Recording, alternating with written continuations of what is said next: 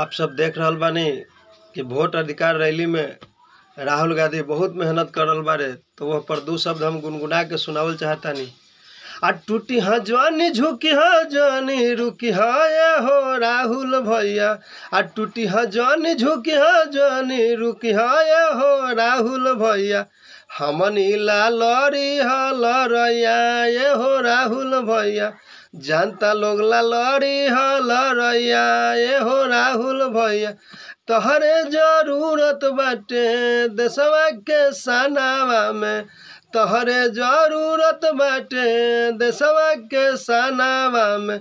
लड़ी ह तू खूब लड़ैया ए हो राहुल भैया। जनता लोग ला लड़ी ह लड़ैया ए हो राहुल भैया। जनता लोग ला लड़ी ह लड़ैया ए हो राहुल भैया। देशवा ला लड़ी ह लड़ैया ए हो राहुल भैया।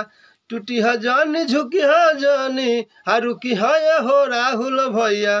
टूटी ह जानी, झुकी ह जानी, हा रुकी ह ए हो राहुल भैया।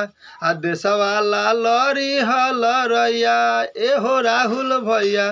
देशवा ला लड़ी ह लड़ैया ए हो राहुल भैया। जनता लोग ला लड़ी ह लड़ैया ए हो राहुल भैया।